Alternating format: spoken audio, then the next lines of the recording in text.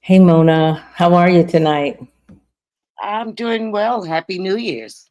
Happy New Year. I know it's like 2026. Here Yeah, we are. welcome to 2026. We made it. We did make it. And last couple of weeks, I guess we were just sharing it was a little hectic, but we made it and we're into a new year. We've had one whole year of the Republican administration doing their thing. So Yeah. we So got we a should lot. Yeah, go ahead. we should be very aware of what's coming ahead and quite focused on these upcoming midterms. It's going to be Absolutely, it's absolutely. going to be very telling. It's going to be very, very telling, but the most important thing will be how well informed are the voters. I'm Mhm. very interested in the Black voters being extremely informed, and that's why we're here. So I am going to do the countdown and get right into it. So, guys, like us on Facebook or share. Definitely subscribe to us on You YouTube. too. But for right now, share, share, share with your friends. We're about to have a really good show. So see you in about a minute.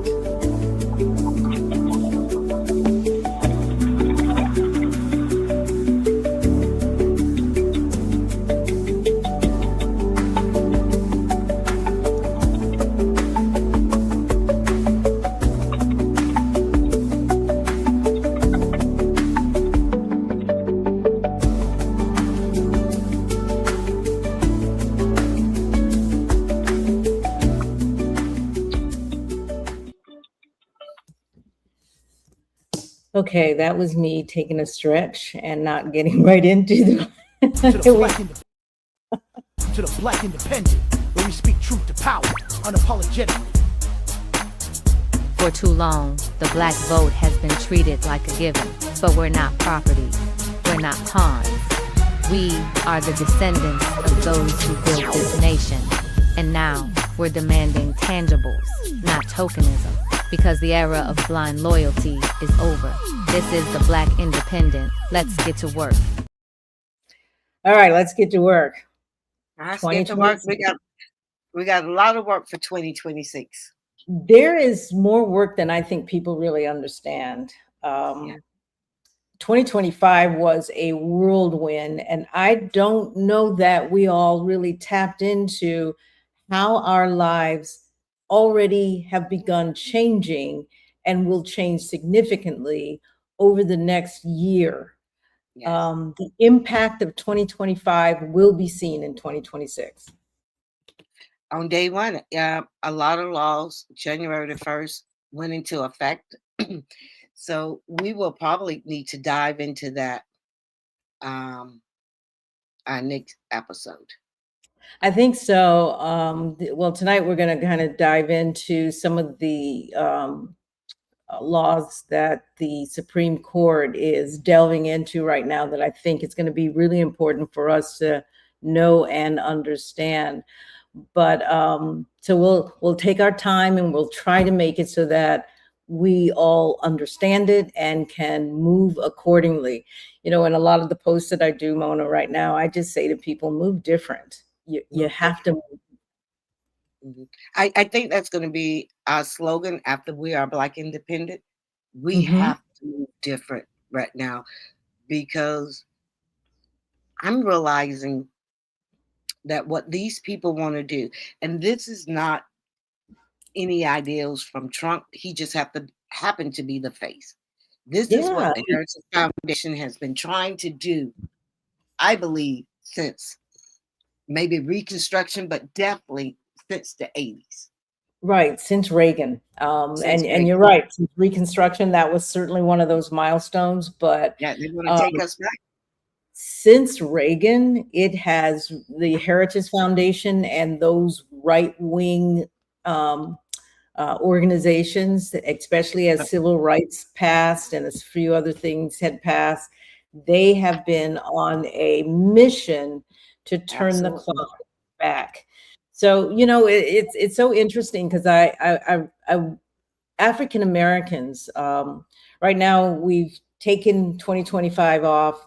And to me, one of the best decisions we could make was to just go into, I don't want to say hibernation, but to just step back. We step back and we got off the front lines and we stopped the protesting, which to me was one of the smartest decisions we could make.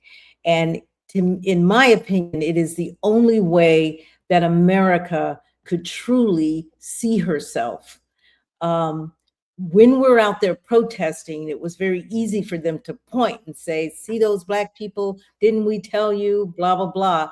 But when we stepped out of the way, America was showing, really showed itself. And I think it didn't just show itself to white folks themselves, they could see themselves, but it showed themselves to the world. We are showing ourselves to the world, I think. Well, my question, and I'm always going to have a question and say, in the last year, as people like you and I, not really into the politics, but follow politics, Right. did we start developing think tanks? Did we start setting out a plan? How are we going to move the Black agenda, the Black community forward for that year? I don't know. Did the Black Caucus, because that's what I'm thinking. When you look at people like the Heritage Foundation, the Federal Mhm. Society, Turning Point USA, these people are always strategizing and always planning. Now we need to know, did the Democratic Black Caucus do anything? And maybe they did. I haven't heard it. I think that it's like we're two different animals. It's like the Union versus the South, the Union versus the North versus the South, the Union versus the Confederacy. Mhm. And when the Union won that war, it didn't win it by itself. There were African Americans, everybody, fighting as well. And while African Americans were fighting alongside, the people in the North didn't necessarily like the Black folk, right? I mean, they weren't like thinking that we were really equal, Lincoln him included, but they did have the basic understanding that we shouldn't be treated as slaves. So we were fighting on the same side, but we didn't necessarily have the same way of functioning and thinking. There wasn't that commonality was never really there when it came down to basic living or basic life functioning. With the South, they were all in line that they wanted to maintain their standard of living, which meant Black people had to be slaves. And even after the war into Reconstruction, they still held that desire. But on the northern side, they still didn't like Black folks, but they had an Well, understanding that we needed to be free. So I don't think that the Democrats or I won't say Democrat Republican because they did make that switch. The the more radical or the liberal side um, really never really had a overly common agenda with regard to the rights of individuals in terms of equality. The folks on the South were clear, and they're just as clear today because they've passed that sentiment down from one generation to the other. And I know you can say something real quick, and then I'm gonna play. Shaid Bolson is somebody that I listen to, and he really puts it plainly how America has felt about Black people from the beginning. And before you do that, I want to give a shout out to Gretchen. Hey, Gretchen. Gretchen is wonderful. She's always on. And thanks for sending out to your friends that we're on. But what's your thought on that? well, over the holidays, and I'm trying to find the name of a video I watched. stolen wealth, I think it was, or Mm, powerful um, topic. stolen the slave, and what the impact that the North, um, Wall Street, the bankers had on slavery. They Yep. benefited the most. They did all. Um, they were benefiting, so they didn't want slavery to really end because the Yeah. people in the South, very few, and I'm going to find the video because I think we're going to have to really educate ourselves, and we'll put it in the description. I thought I sent it to you, but apparently not. Um, Mm-hmm. but yeah, we just got to move different, and we just got to say that we can't continue how we've been doing politics, and we can't continue to allow the people who are, a little afraid to fight, Yeah. who want to play it safe, who want to play it Yeah, safe, and we can't put, because if we play it safe this next year, we're going to be the ones to lose. that is true. But you say play it safe, but I've come to the conclusion is that Black people have had to pretend that they Oh, like us. you have a lot. We have pretended that we have this common goal and everything's great. And I love it because you have said this before, and I've heard several people say, they're two sides of the same coin. Um, Yeah, the left and the right, white, they're the same. Democrats and Republicans, they really are the same. And then here we are on the Democrat side, believing that we are the same. And so there's this disconnect that we refuse to acknowledge that Kendrick Lamar, they are not like they, us. they're not like us. And we're having a tough time realizing that. But listen to this guy. He really speaks a lot of truth, and folks don't necessarily like him. I listen to him I, now I, a lot. I love him. I found him maybe a year ago, maybe the beginning of 2025. I'm not quite sure, Me but too. Yeah, it is. me too. Yeah, we're gonna have to post him on our page a lot more. I think we're going to have to use him a lot. Let me go ahead and hit that. Think of a people who were more held back, more deprived, more sabotaged than African Americans. You took everything away from them and took them away from everything. They started in your country at less than zero, literally regarded and treated as subhuman, not allowed to learn to read or write or anything for hundreds of years. But you see, they come from a people of accomplishment to one degree or another, not a people of piracy and theft and appropriation.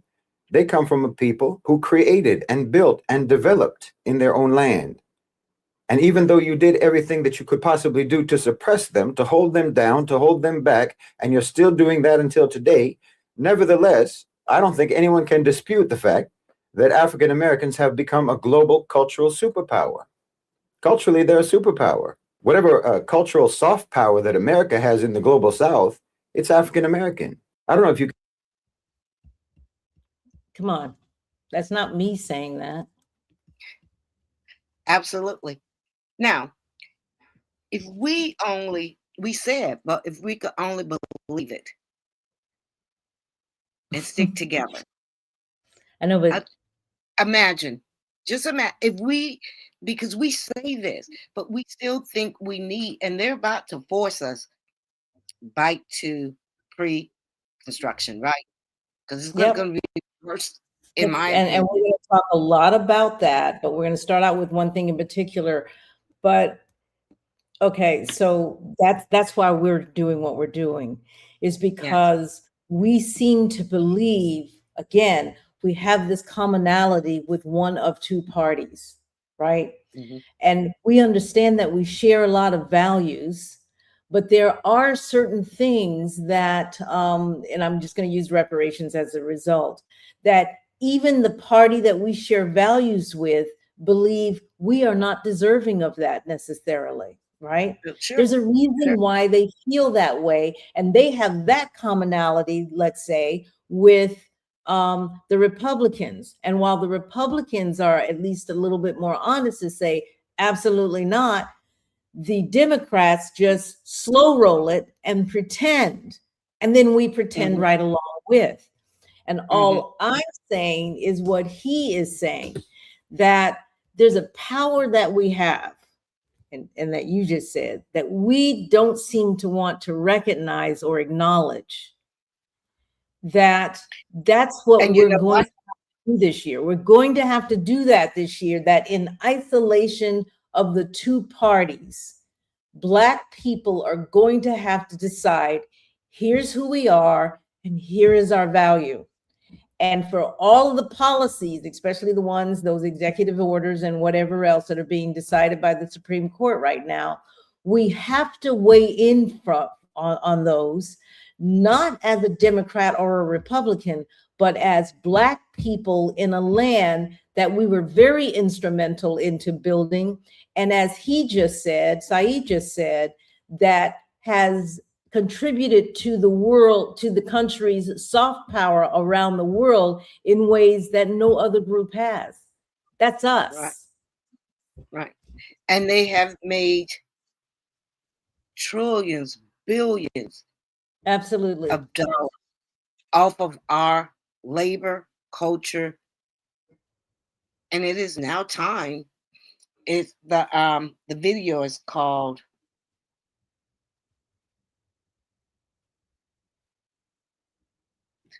Stolen Wealth from Slavery. Wow. And it's very interesting. Who's It's the I got it through my ADOS community, so I can't remember who it is, okay, but we're gonna so put it in. I'll look that up and maybe we can put that. It is some homework that we need to know and understand and start Mhm. moving different.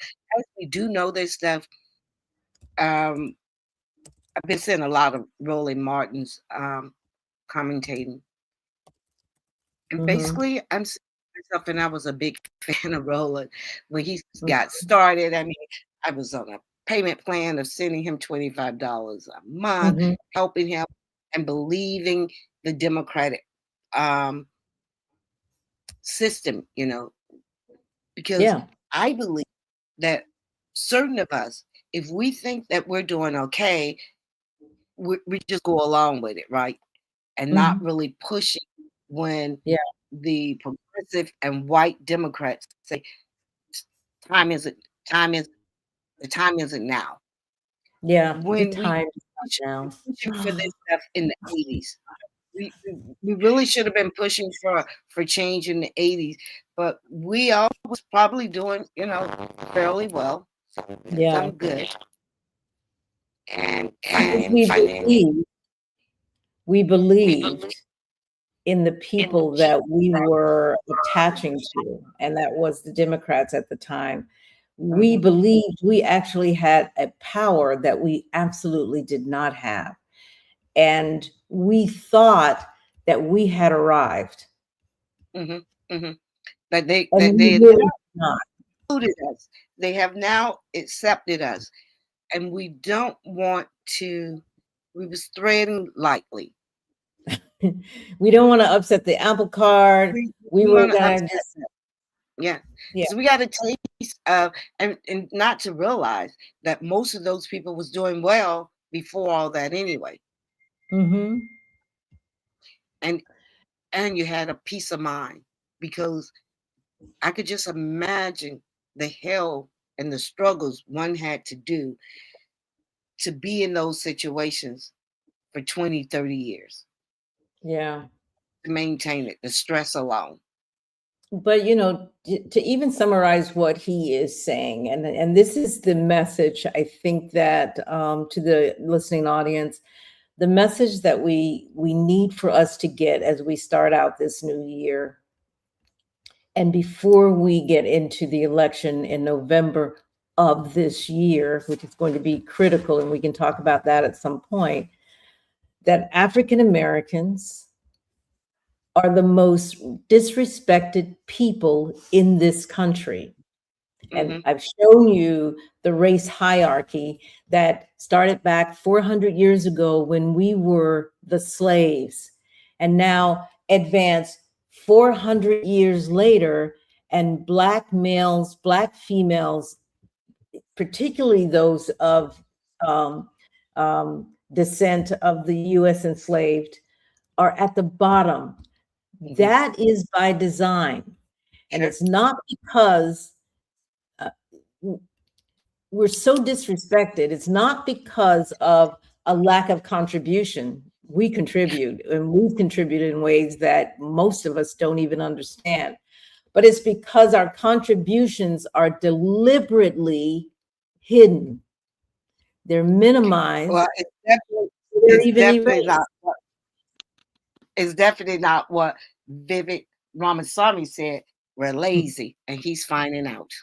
Yeah, that's exactly it. He's finding out. He is He was FAFO. finding out that you're brown, brother, and they finna Yeah, show you. Because I would be surprised if he become the next governor of Ohio. he's not. No He's not. way. Okay, I just want to be sure. It's like, are we saying Because the he's same thing? lazy, you know. It was Yeah, okay when he thought he was in the team yeah. criticizing us and putting us down. And now But they're he's on his ass. right because And he's being played like they play all of us. They all of us. play all of us. Yes.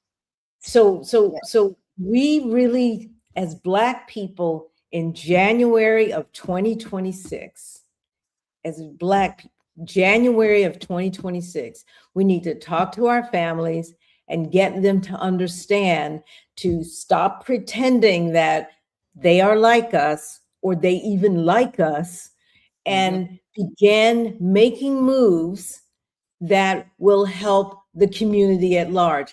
If we help ourselves, everybody else gets help, but we have to help ourselves first. That whole airplane analogy, that if I'm sitting in a seat and the plane is going down and I've got two kids Oxygen. next to me, I Put it need over to you put the first.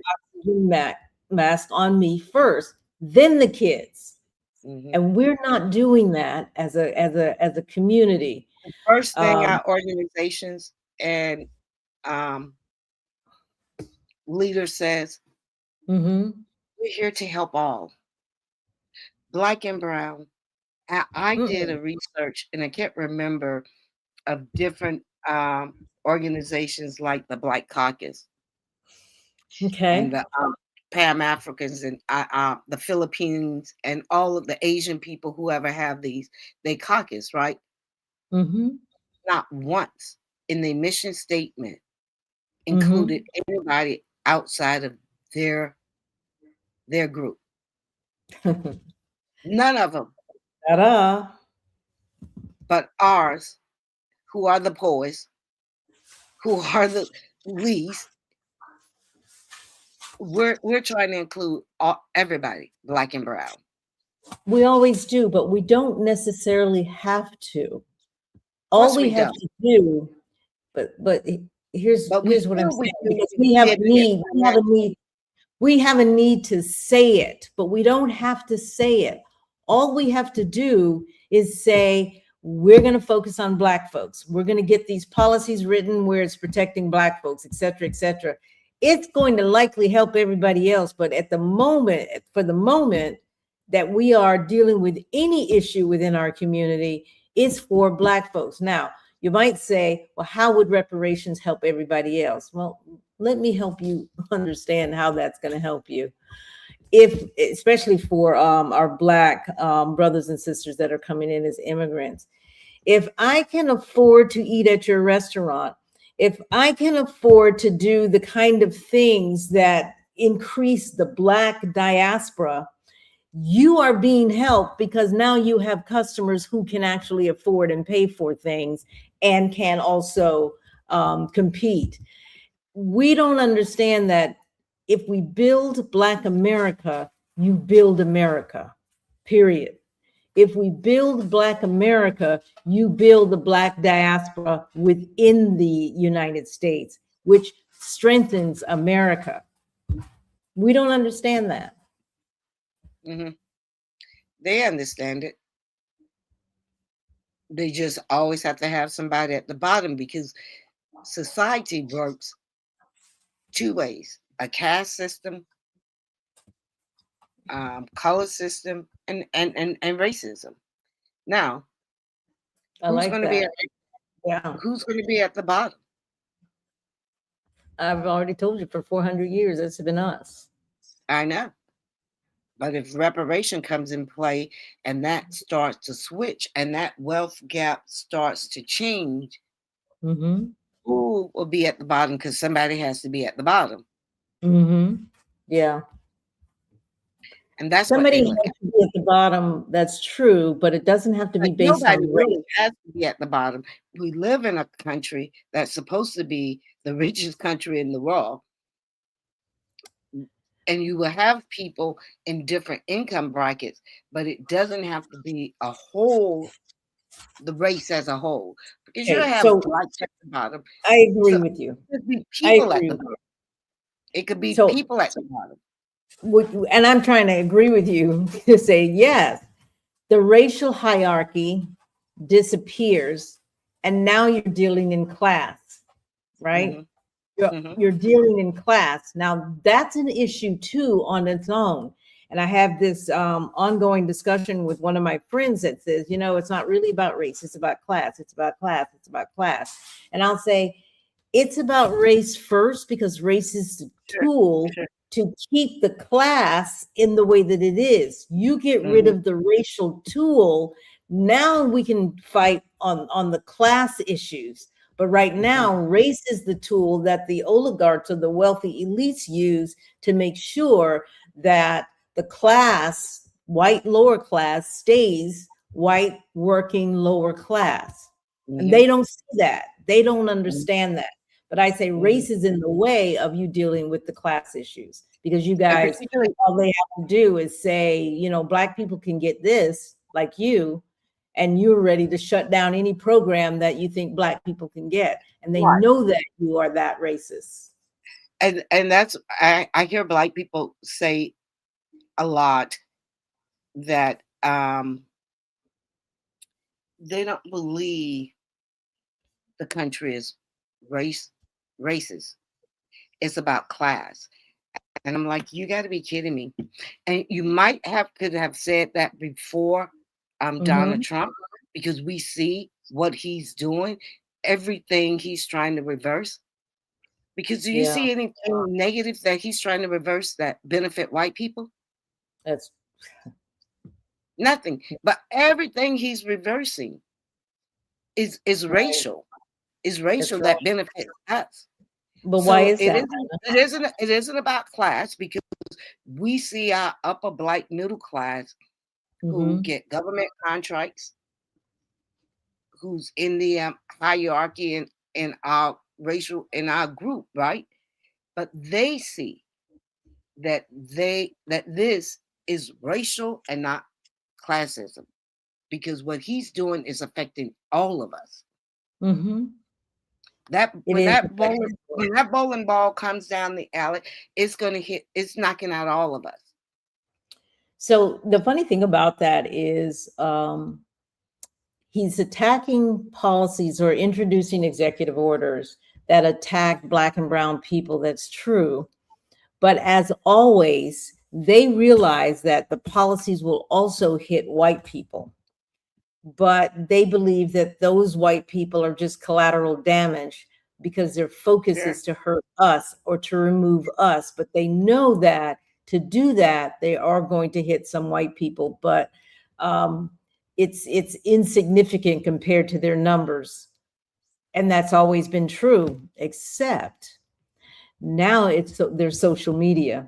So you can turn on YouTube and look at a YouTube of some white person sitting in there, some white woman with blonde hair and blue eyes, sitting in her car crying because they don't have the benefits, or they just got laid off from their job, and they're blah, and they go on and on and on with what they typically believed were Black people problems. Yes.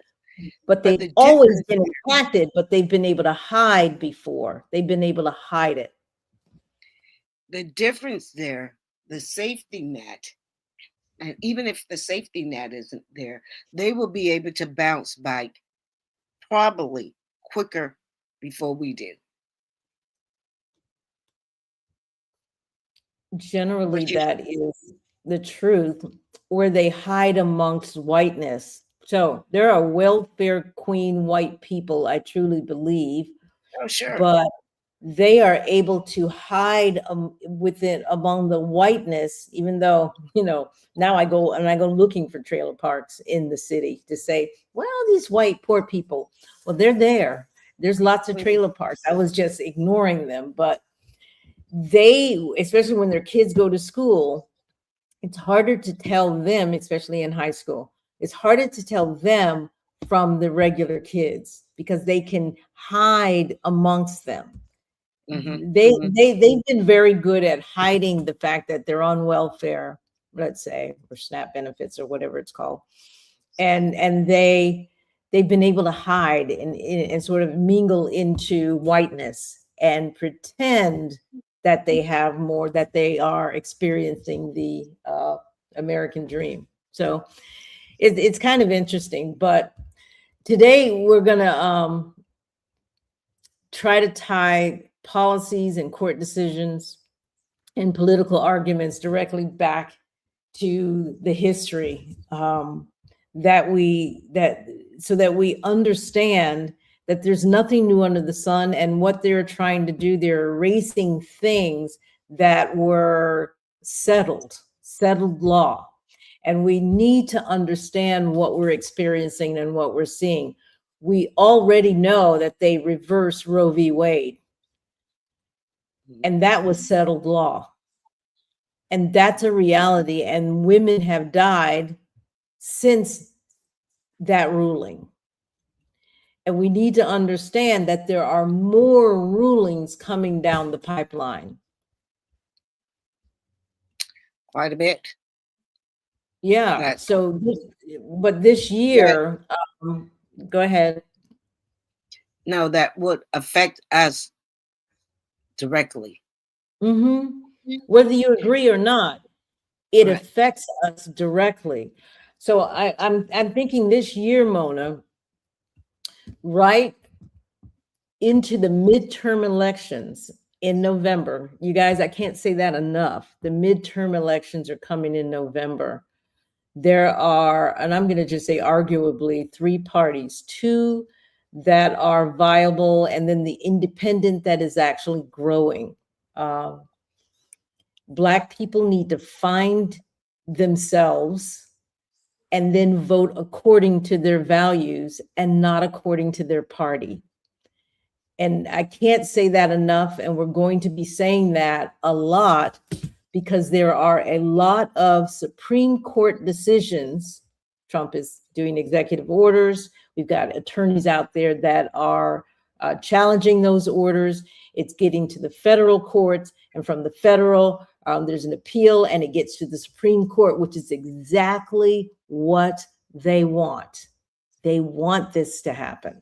But in the meantime, those executive orders go in full force. So our work is just chaos to do something else.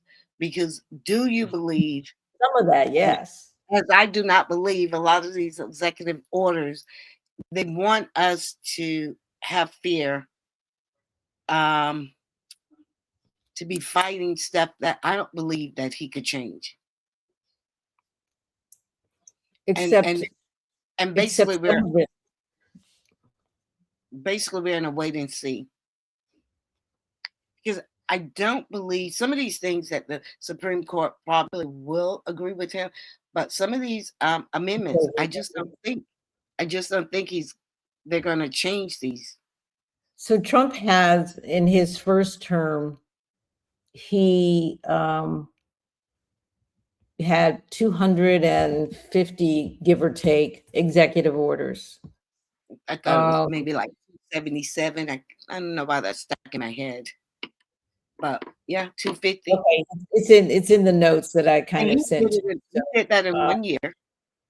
And most people did that He's amount done in that in 1 year, but Obama did it like 240 something or 270 something, somewhere in there. What Obama did in 4 years, and maybe Biden did in 4 years. He did and he less. did it in 1. He did less. He did in 1 year. Yes. So the executive orders is to throw spaghetti against the wall and see what sticks. And see what sticks. And Absolutely. and the way to do that is to then get it to go through the court system so that it can be decided upon, like his immunity. Come on, who would have thought that he would get immunity? And for everything that he's doing, he cannot be held liable for it. It just Yeah. isn't gonna, he can't. But who would have thought the Supreme Court would say, oh yeah, all he has to do is to say it was in the line of the duty, the work that I'm doing. I'm doing it Right. because this is what I do. Who would have thought that he could actually get away with that, and yet the Supreme Court granted him immunity?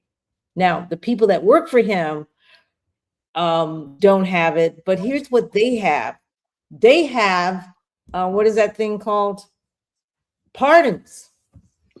They can look forward to the pardons as long as it's federal. He can pardon them. I've never seen a more, effed up system. Mm-hmm. We didn't put, I mean, I've never seen it. Can I just say it? I'm sorry, I gotta say it. I've never seen a more fucked up system. It's crazy. Listen, because the Republicans said, hey, we see the writing on the wall. We got to stop this train now. We don't care how it's done. Even though the Democrats saw the writing on the wall as well. And this writing has been on the wall probably since 64, 65, right? Yeah. Yep. Yeah. The writing's been on the wall all that time. But we didn't do anything to really push back against it. We was just trying to hold the opposition at bay, which was the Republicans. And if you really go back and think all of the stuff that we've been fighting for since we got civil rights, they have dingled that over our head every election. Yeah. Who's they? And the Democrats. Yes. The Democrats. Okay. Yeah. And now the Republicans got the power, and they're saying, yeah, we're going to reverse all of this.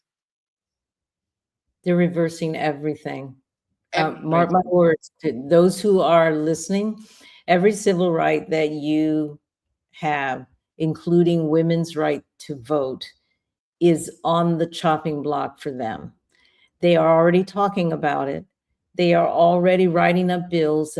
You could probably read or reread in some cases, Project 2025. The goal is to strip you of all of your rights.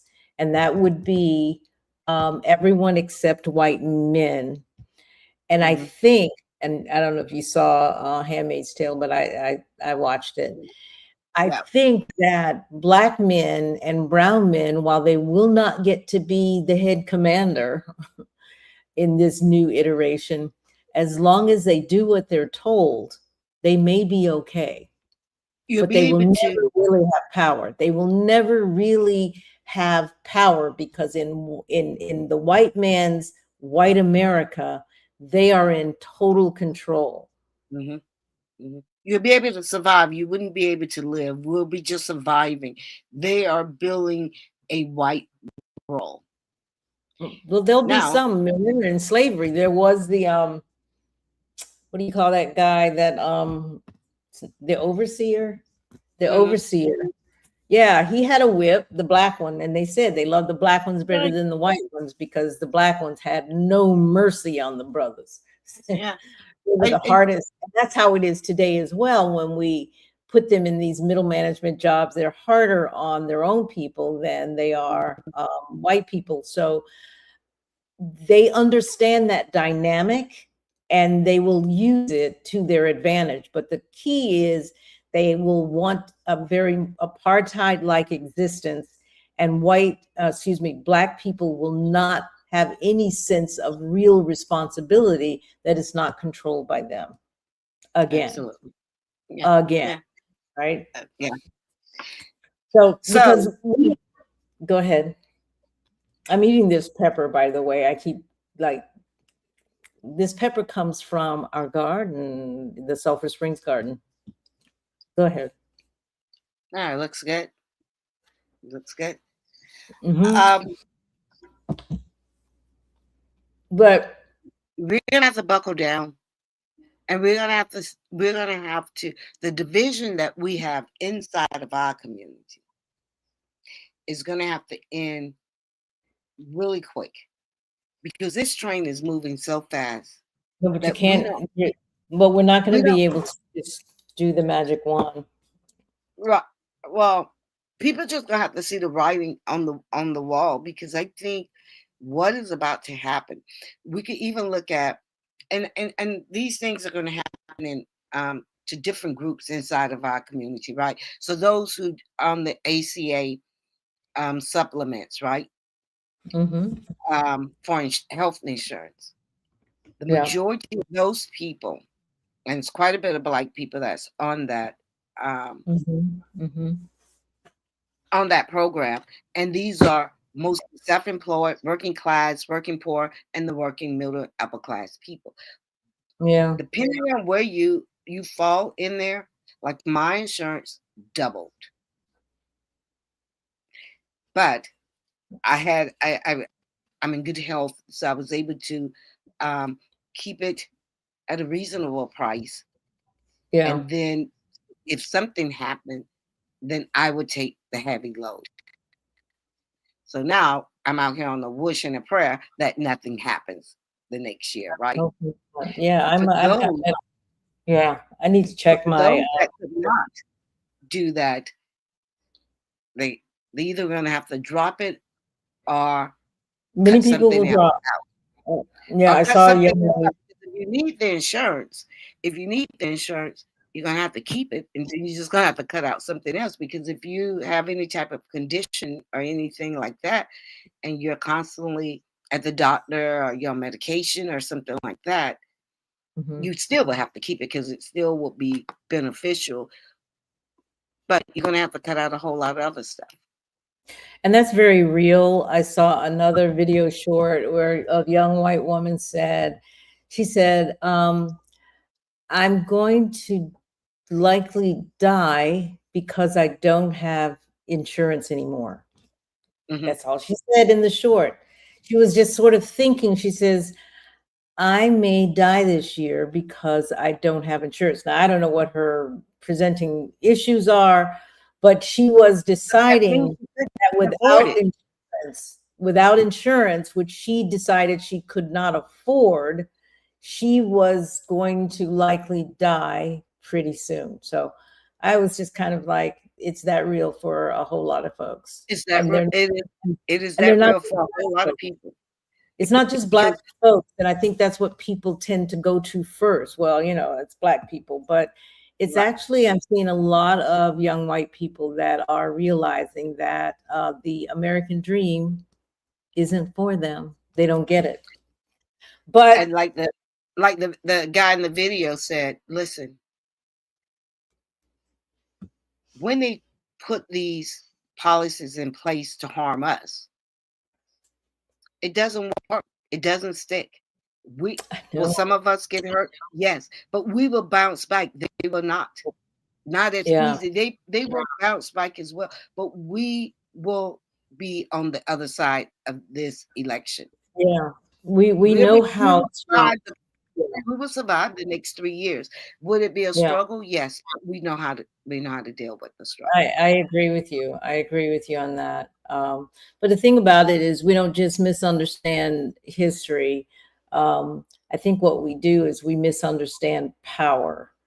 and the Yes. two Yes. are tied together, but we do not have a Yes. real understanding of power. And that sort of, we can see that even our relationship with the two political parties. Mhm. We don't quite understand their power and our power and how it, um, they sort of take ours away, or just cover us in such a way that it's sort of a paternal relationship that we look to them to save us. And it's like, Do they why are take we, it away? Do they take it huh? away, or do we give it away? Because We're giving that it. That's that, we that was yeah, my whole that was my whole thing, and that is Adolf's whole philosophy in 2016. We could all sit in this discomfort for 3, yeah, 4 years, but what the Democrat is counting on in 2026 and 2028, that yeah, we are so afraid that we are that afraid. we were automatically gonna vote Democrat without demanding or getting anything once again because Yeah, of what is happening now. Because it, now, of course, Trump is the bigger man, the devil. Um, so everyone would just yeah, say, we just got to stop the bleeding. Well, we're not going to that's stop the bleeding. And yeah, when the Democrats get in power, you're still bleeding. You're just not bleeding as fast. that's To stop the true. bleeding, you have to stop the bleeding. And by stopping the bleeding is making the Democratic Party or whichever party gets our votes, give us what we want and need. That's what's going to stop it. That's what is going to stop it. But I think in the context of that, we have to really push the Democrats to talk about the implications of the sort of the institutional structures, the Mhm. banking, the housing, all of Sure. those things, and because they're all laced with racism, and And they know we that. can't They know go that. around saying, but we can't go around saying, "Hey, America's not a racist society." Yes, it is. And then we need to get them to say it as well. We need to stop dancing around and call the pig a pig, is all I'm saying. And I think we have But been they don't have afraid to say it because to do that. they ain't But got to say it we because they pay afraid. Negro and brown people to say it. We've been But afraid. even No, but we've like been too afraid Vivek, to say the thing. We've been afraid. Vivek is realizing because he says no. He's what 30 something years old, and he Yeah. said he He never pretends. experienced race. He's Yeah. never experienced racism. That's what he said when he was running for president. Yeah, but we're watching him experience it every single day, Now right? he's experiencing it now, and now he wants us to pay attention. It's like we're watching him experience it, and I'm pretty Uh, sure and, we get to and be we said, 30. brother, you're gonna have to stand on that island by your goddamn self because you're saying what we've been saying since we stepped foot on this land, our ancestors. So, hey, I'm going to tell him to pull up his boots and work a little harder and try to be a little nicer to those white Ohioans. But you're not going Yeah. to be the governor. But I just think that we as Black people for those that belong to the Democratic Party, need to keep it front and center about how the weakening of the protections, and we're watching our protections just drop. Mm-hmm. Even as the language around them changes and makes you think that, we're really not really doing, we're calling it some easy thing that doesn't seem like it's hurting us, but we know that it's directed to hurt. We need to be clear on that. And the Democrats need to champion Black issues, period. So people like Angela Birdsong with position in the Democratic Party need to be hounding them to, in fact, pay attention to Black issues. And that's what we're not doing. We're not doing it. So let me ask you this because, and I don't, and I'm looking at it, that we don't need the division between Pan-Africans and ADOS, right? But what I am noticing, if you're not a foundational Black America, can you really fight for us? So I Sure didn't you know, can. and Mm-hmm. you think Why you not? can? Because, I think so. I think so, because but you don't have that lived experience. You don't have, because a lot of these people, when they come over, and I'm just finding this out from YouTube, particularly mm-hmm. now that Trump went after the immigrants, right? Mm-hmm. A lot of them come over, Mm-hmm. either they don't believe that the country is racist, or they're benefiting from it and they don't want to push back against it, and they're okay with it. Right. That's true, because the story So, is that we're all lazy. so, yeah, that we're lazy. And these, and I know a lot of people, customers I have, these people they do work. Mm-hmm. And I mean multiple jobs, long Mm-hmm. hours. Right. So I'm saying this because I didn't realize this about Angela, that she is the president of the Democratic Party. Should she be the president? I The say Black no. Caucus. You mean the The Black Black Caucus. the Black Right. Caucus, yeah. I say no. Uh, Because you're not, that, because that's you're gonna not be, a fighter. You're not a that's gonna be, fighter. When you look at Westmore, when, even if you think about Obama a little, I know where you're going with he didn't this. live that experience. He had a white mother, was raised by white grandparents. He Yeah. could not, when you really just look back, and it's not taking anything away from him, Right. but it just, when you really look, and if we're honest with ourselves, what did he do for us as a whole? Mm. And could he, and he could have, he could have. Mm-hmm. He didn't He had a do lot, things he had a lot of Jewish specific. advisors around him. Right. He pushed corporate America. He pushed Yeah. for the greater good of the country. And Right. But I'm he did saying that what you should have done both. he did what America does. He did what Absolutely. America does. Absolutely. And I think we need to understand that I would say 2025 on back, Black people did what in power, did what America does. That is it. We know, and having been in corporate America, I know that stepping outside and speaking up for Black people was maybe the kiss of death for my job as a head of HR in corporate America. Mhm. Uh, I had to make decisions about what's important to me. And eventually I just left because I said, you know what, I need to get our kids ready for how to be more representative of the people. So I said, I need to leave. So eventually I did leave with a nice severance package. But I will say that there was a way of functioning to survive in America that Black people over the last, I would say 50 years, had on lockdown. We knew how to survive, and we Mhm. knew how much we could push. And the standard acceptance of policy was that, yes, it's going to benefit Black people, but it's going to benefit everybody else too. And so that's how they're able to pass that stuff. But if it was going to only benefit Black people, that's the ones that they didn't want to touch. Listen, let me read a So couple of hold that thought, because I gotta go back a little bit. Margaret, let's see. Supreme Court Judge Thomas was wrong in how he treated Anita Hill. Gretchen mentions that.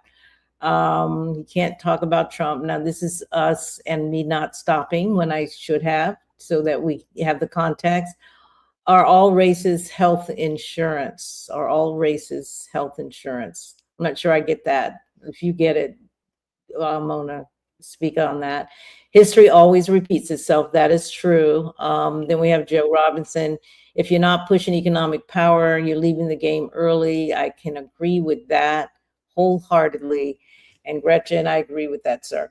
So, and we can talk about it. We'll certainly have a show on the whole economic power thing that we tend to be leaving. And that's what Martin Luther King kind of finished up with. And that's when they decided, oh no, you're not gonna, we can let y'all hold hands and go to school with our kids, but we're not paying for nothing. And that was his demise. Which means people are afraid, and we're too comfortable over the last 50 or 60 years because we think we have arrived. And if anything is going to push the white man to make him uncomfortable, we understand what happens as a result of that. If we're in a job, we lose it, or we're demoted, or we don't get to climb the ladder. Or if we're in politics, we're watching what happens in politics, Jamal Bowman and Cori Bush. We see what happens when we really advocate for Black specific policy.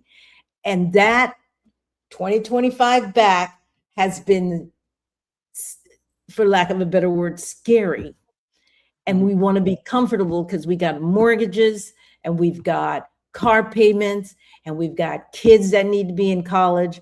All of those things help us to stay and be safe, be in the safe lane. So we haven't really had fighters to the extent that we had 50, 60 years ago that were willing to give up everything, including their lives. Their lives.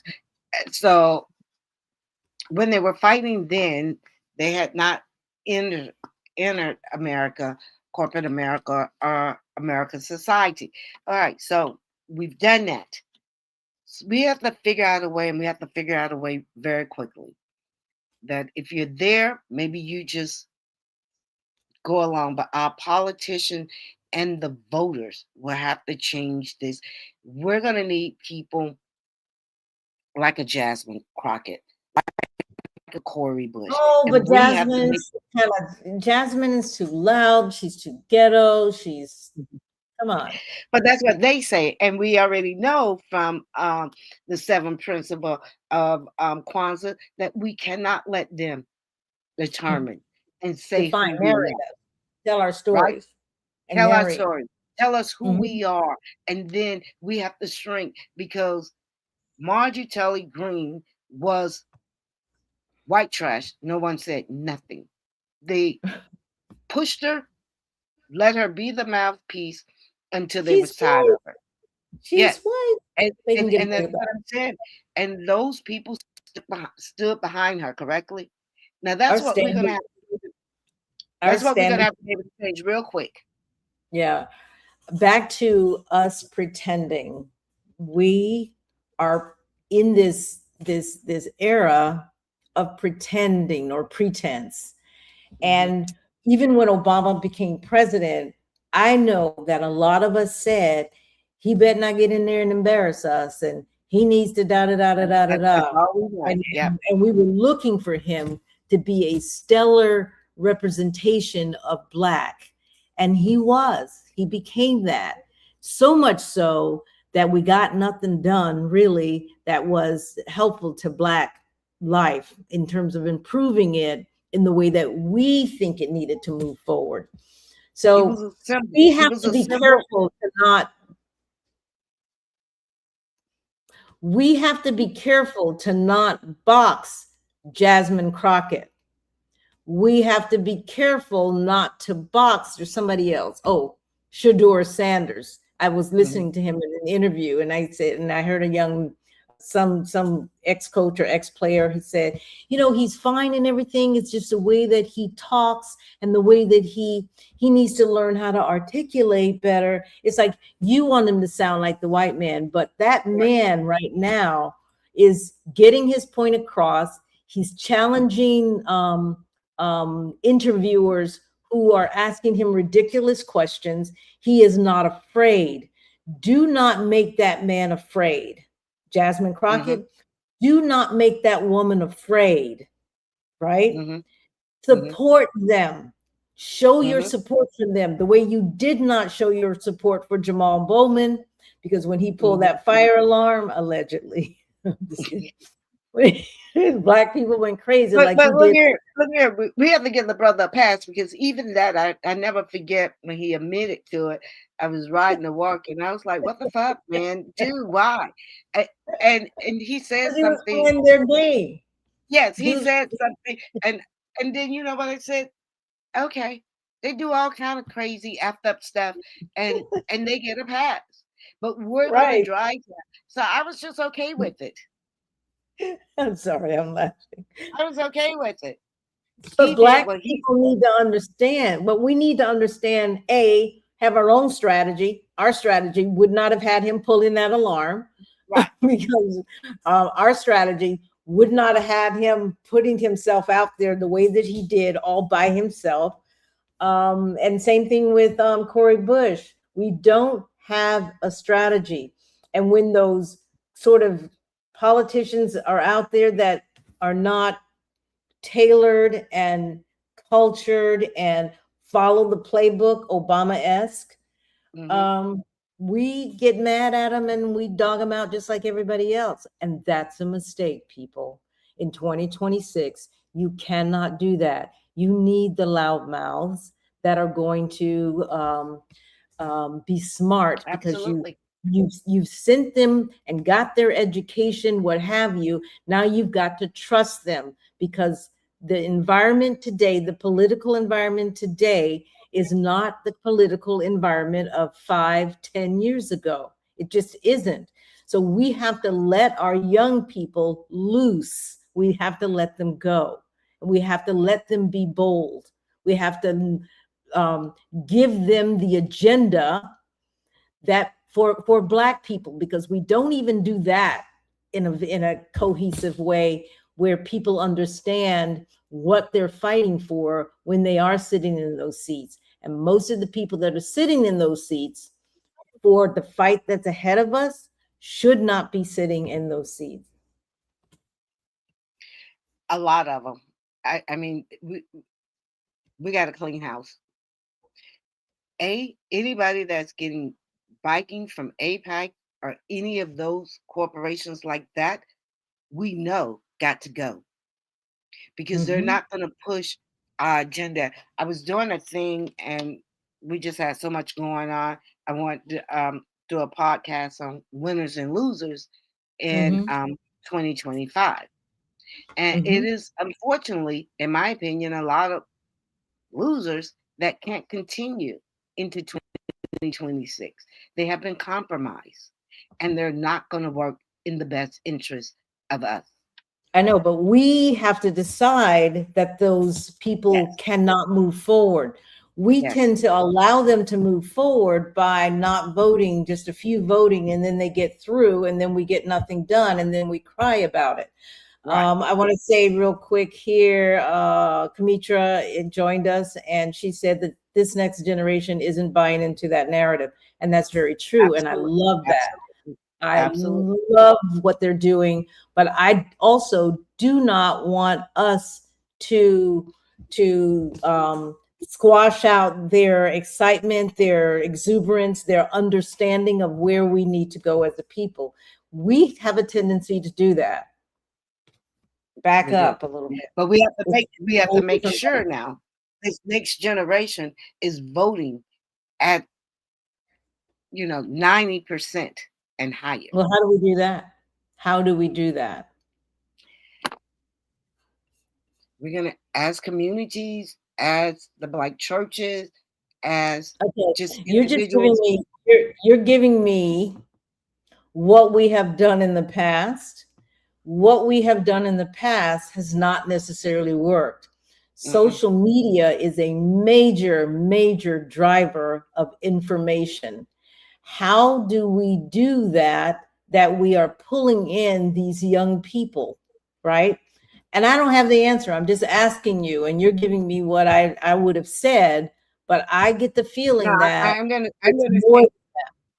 I'm going to say how they're going to do it is the economy, because they will see these young people who are graduating from high school, just coming into adulthood, these young people who are graduating from college, who has graduated from college in the last 10 years, and where they see that home ownership isn't affordable, car insurance is ridiculous, everything is, they're going to see, and then they will vote for their best interest.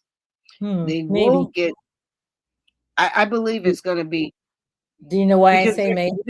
they're not going to want to deal with what the pain that we're going to be in the next Okay, I 2, hope 3 so, years. because Republicans have a great way of creating narratives that are utterly ridiculous, but most people can't seem to see past them, or they make the Democrats look like they're out of touch. What Black people have to do is figure out how to carve themselves out of all of that nonsense and create an agenda that they then say to those two parties, the Democrats in particular, here's what we need. And you know what we have? We have 98% of Black women, and we have 98% of Black men, which is just about all of us. And we've grown that electorate because we can show you the numbers. That's where the fight tends to be, is in how we build coalitions, a Black coalition around a certain set of issues. I'm going back to my tried and true Malcolm X. I should put that in the thing, in the queue every week. Yes. Every single week. Malcolm X is the way that he was able to have clarity around the agenda and to amass not just his people, the Islam brothers, but the community was also out there, right? So they were able to build credibility that beyond his core, he had credibility amongst the people. That's what's missing here, because we don't have that type of leader, and it can't be a politician. It just cannot be a politician, because our job is to push them. Well, here's what I think is going to be different from 2026 and 2028 when you say social media with misinformation. I don't care what type of information they put out there. Okay. And then they did put a lot of misinformation, but the people was catching hell. And the people realized they was catching hell, and they wanted something different. So those people who wanted something different did go with Trump, and some just stayed home and said nothing is going to change. Well, guess what? In 26, the people are still catching hell, and they know Donald Trump did not live up to what he said he was going to do. So I don't care what social media put out there. I don't believe the people are that dumb. It will be a change, and we're going to see the change in 2026. And we will see the change if Trump don't change in the next 2 years. We will see the change in 2028 as well. That pendulum will go back to the left. That's how it works. But it doesn't feel like we have any real control over that. And I think that's what's missing. That rather than pointing at the politician, whether that's Trump, and he's about to fall out, whether that's Marco Rubio or JD Vance or Kamala Harris, or who else on our side, or Jill, not our side, but Jill Stein, because I just Gavin Newsom. Gavin Newsom, Wes Moore. I think Wes Moore is another. He's a big no for me right now. He's just a big no for me right now. All right, we can talk about him at some other point, because is he ADOS? No. Okay, so that should tell you everything you need to know. Yeah. That's the first question that I'm going to ask of any Black. We're going to do a study for reparation. Brother, I know, are you freaking kidding me? Is he ADOS? And if he's not, you're likely going to get that watered down delay thing.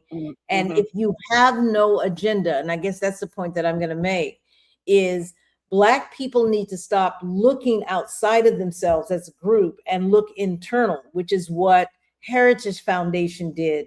They didn't Mm-hmm. look for Trump. They built the But we agenda. built an agenda. We built many agendas.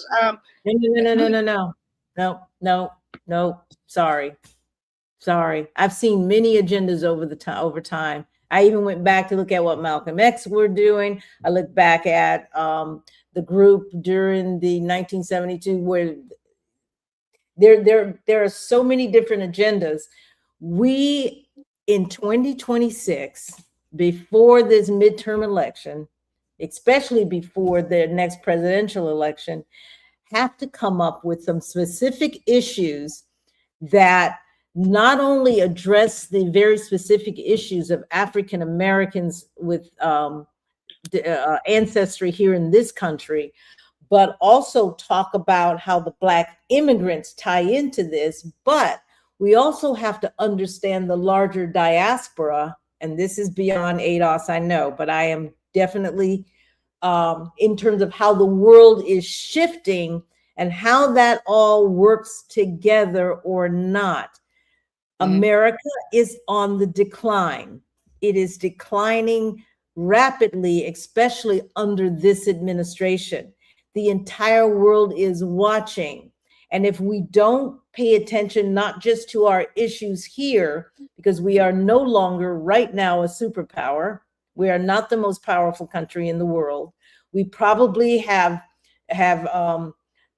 we can draw some parallels with others, so that they call it multipolarity. We are not the ones who are calling the big shots now. Sure. And we need to understand that. And as we decline, and actually the Republicans do understand that. And in the new iteration of America, they realize we will not be the most powerful country in the world. But whatever we are, they want to make sure they're the ones that are controlling it. And it's not a bunch of Black folks and brown folks, because we will be the majority by 2034.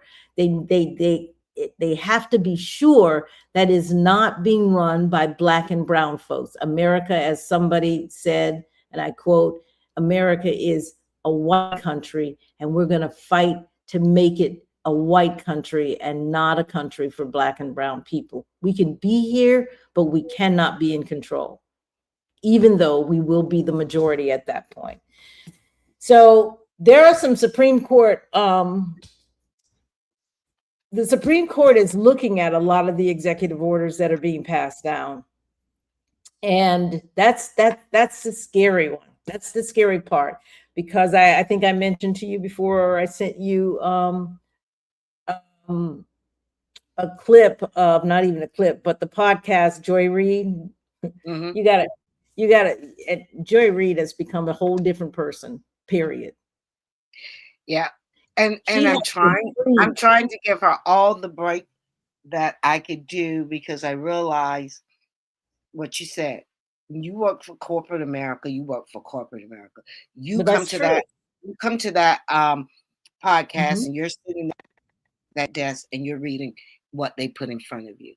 But and that is absolutely true. But I think what I don't like with people like her, and she's not really an ADOS, pointing your fingers, talking she's down. Not ADOS. She's not really. She is not ADOS at all. Right. And talking down to us, because that's not on that teleprompter. Okay. Mm-hmm. So you're really saying, Master, I'm going to really whip them in line for you. I'm going to see what I can do. No, sister, you was doing a little too much. and then that turned people off. And now that you don't all she needed to do was see Melissa Harris. All she needed was read the script. That's what she needed to do. And not add to it. Her example of what would happen was Melissa Harris Perry. You remember her Saturday morning. She was ADOS. I could expect her to do what she did, because she was ADOS, and that's her show. Pretty much Tiffany Cross, same thing. Tiffany Yes. Cross, same thing. Now, what's beautiful about it is those two young women were ADOS, and they were true to the fight. But Those Black immigrants that Tiffany is Tiffany was ADOS. a little different because she was more like Joy Reid with the Democratic Party, not really understanding you're in a certain class, right? Income class. And Tiffany was not like Joy Reid. Joy had to say herself that she really had to come out of the C-suites to really realize what was going on. Now that's how disconnected she was from the community. When But people were saying, getting a six-figure salary, it's easy to get disconnected. I'm just going to tell you that right now. It is easy to get disconnected because you okay, got then mortgage. they'll sit on your crown and talk down to the people because you're dissing them off. You need those people to get what you want. And this is what we see right now. Even when I'm looking at Roland Martin, where he's having a fit, because if everything goes as Trump and the Heritage Foundation planned, hell, it's going to hurt them. If they can't get the contracts, it's going to hurt them. Of course. And that's what they're worried about. They have never been worried about the blacks at the bottom. And that's when I realized in 15, when I started looking at YouTube. I didn't think about the other side as well. And some of the contenders I used to listen to, I would say, well, bullshit, who's living like this? I don't know people. But it was. And they had a legitimate fight, but the people at the top didn't want to hear that. So I said to myself, we got to figure out a way to hear everybody's concern and make it work. Because once civil rights got passed, a lot of people just got left behind and they didn't care. And that's what we see in this internal fighting with our group. Now I'm just specifically talking about a lot of people within the Black diaspora got left behind with the civil rights. Yes. I don't know. Who didn't move up, who didn't go to college, who didn't get into, the working class, middle class.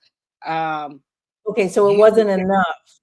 It wasn't enough. And the reason why it wasn't enough is you would hear because people like Roland telling black women too, they're lazy, stop having babies, get off of welfare.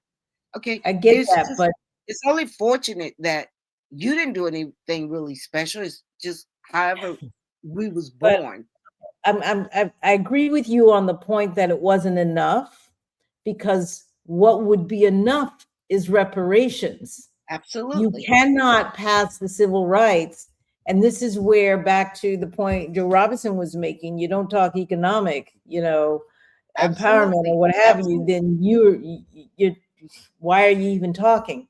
Which is what Martin Luther King said. And he decided that, I think I've led my people into a burning house, I think it was. Yes. Because he realized that it was all about the economics. And as long as he wasn't talking about money exchange, the white establishment said, oh, yeah, okay, we could do that. We could do that.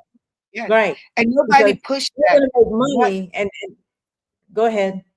They understood the economic. They understood the economic. Nobody pushed that once he got killed. Nobody pushed that once he got killed. And when we look at John Lewis, because he got killed. So what? A lot of us got to get killed. We're in a goddamn war. That's what a war is. You're gonna have casualties, and that's why we're here now. This is why we're here now. And John Lewis just got whipped into submission, and then they just love him, but they did nothing.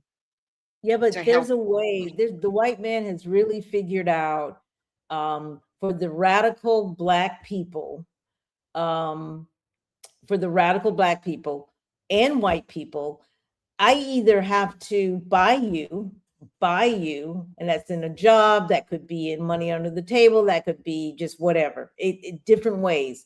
And if I cannot buy you and you are in my way enough that you are going to begin impacting my economic powers, I'm going to have to remove you, which is kill. That happens time and time again. We just saw it happen a few months ago, and I'm not going to go into what I'm talking about. But the point is, when you start dealing with the economics, that is when you become someone who is dispensable and need to be removed. That's Mm-hmm. what happened to Martin Luther King. That's what happened to the young man recently, Turning Point. That's Mm-hmm. what happens to a whole lot of folks.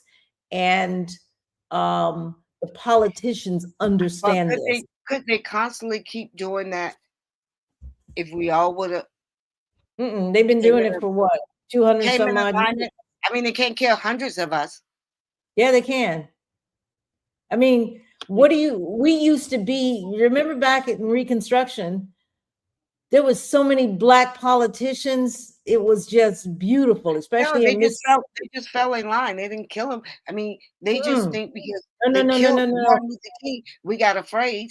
Okay, I'm talking about 1800s. I'm Yes. talking about they did kill them and they ran them out of town and they did whatever it was it took, and then they took back their government. White folks did that, but killing us was always an answer, and they never really got in trouble for it because it wasn't necessarily against the law to kill a Black person. Well, do you So think we should what I'm start saying killing to white? you, I'm saying to you is history is the lesson here for what we are seeing today. We are seeing it Mm-hmm. today. And if you get in the way, and this is true, and this is one of the reasons too why some people don't get on the internet and say any more than they need to, because they know that things get monitored. That's why people are saying, I don't say certain words. I use the word, I don't use what was it? Is my something? They make up words and you have to figure out what are they talking about, because they don't want to Right. say the word because they don't want to get flagged. If they get Mm-hmm. flagged, they may get followed. If they get followed, Like they may end up. unalive. Like unalive. Yeah, perfect Ye- example. Yes. So, And so when they I'm start saying that, saying, and I was like, what? We can't yes, say yes. killed or dead. We got to say unalive. Right. Could you stop saying that? Because I don't need, I'm just kidding. But for the most part, yes, it's a really, people have died throughout history basis. They got in the way of the rich and the powerful who are only interested in economic power. And that Mhm. is, and the numbers and the data tells you that. But people Well, disappear.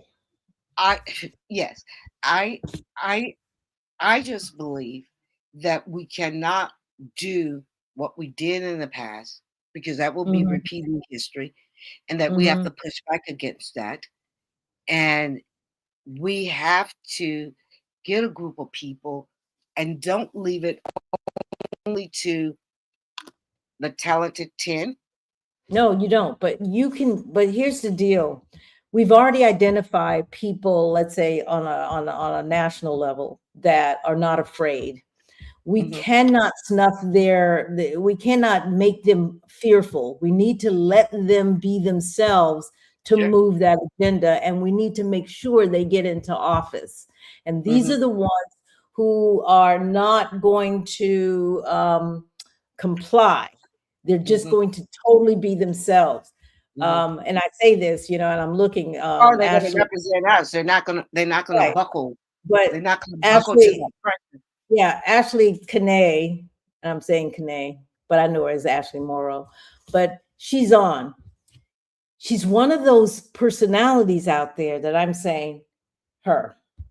She says what needs to be said. She's the history buff. You know her, right? Ashley, who's at City Council, who do the Yeah. history at Well, City Council. she's gonna. Yeah, Is that that who her. you're talking about? Okay. But she I has a don't way. know her Yes. person. I don't know her personally, Well, but I do. I do. I Um, remember her as a high schooler, and she yeah, is. I She enjoy is not. her She history is 3 not minutes. afraid. Okay, you not let me just say. She's Well, not go. afraid. She's one of those young people that we need to get out of her way and allow her to move, because she Mhm. moves different. I'm going back to our phrase. She moves different. somebody else, Quentin Robinson. And I remember when we met with Mhm. Quentin, and I was like, I don't know about Quentin, blah, blah, blah, blah, blah. You were like, come on, I want you to meet him and talk to him. And it's like, I don't know. But Quentin, because I've watched Quentin over the years, Quentin is that person that also marches different. He moves different, right? So I would say to folks, listen to what they're saying and don't be afraid to do things different or to confront outright at racism, yes, but also just in misinformation that Mhm. doesn't allow us as a people to move forward in the way that I can. We have been stunted over the last 50, 60 years because we have been afraid and we've been too comfortable.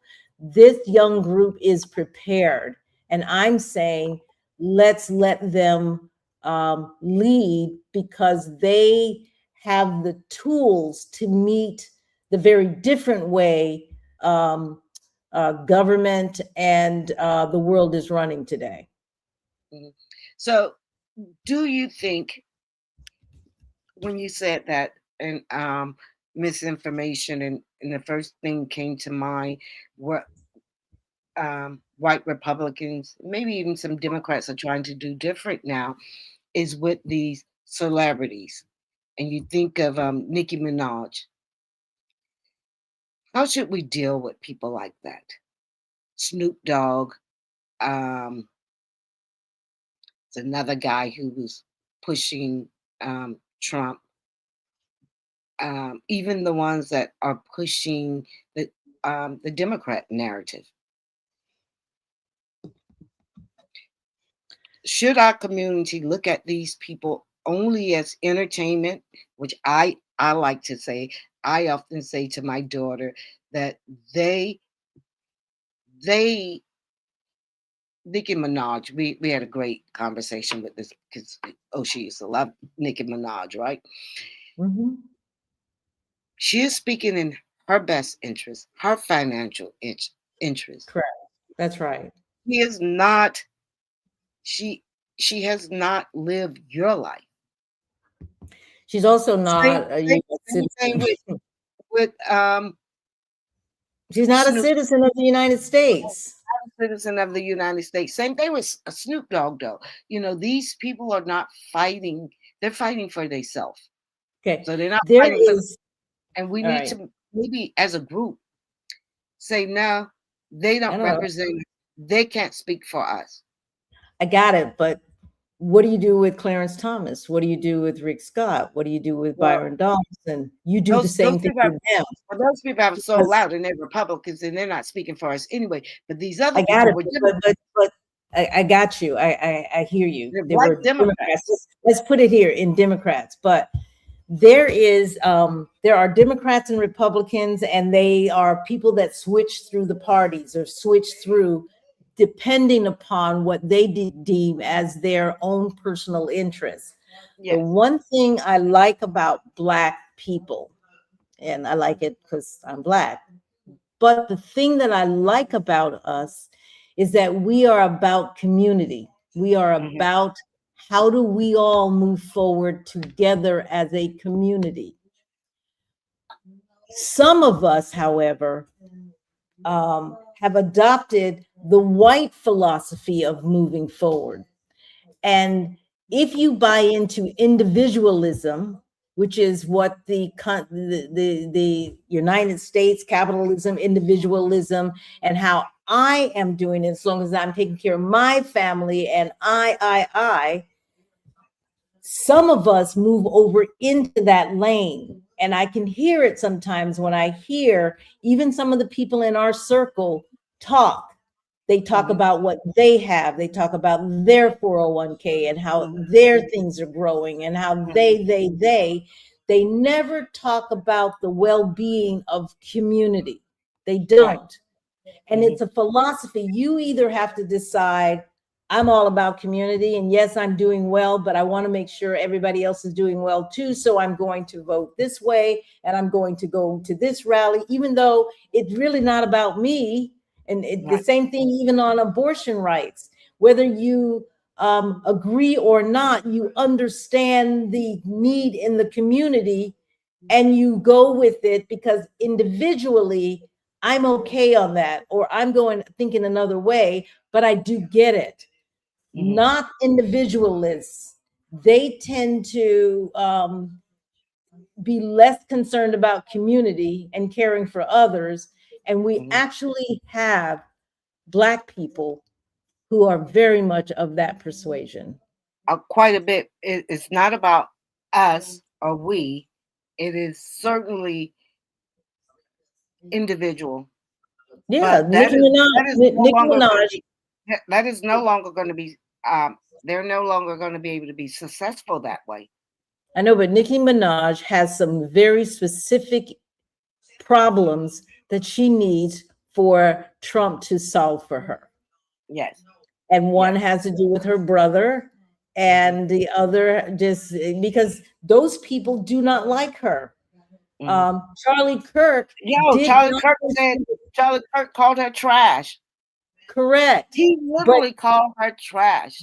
correct, and she knows that, but Yes. she has to decide as an individual, I need to help my brother, and what her other reason was. But Mm. she has a very specific transactional relationship that she's got to build over there.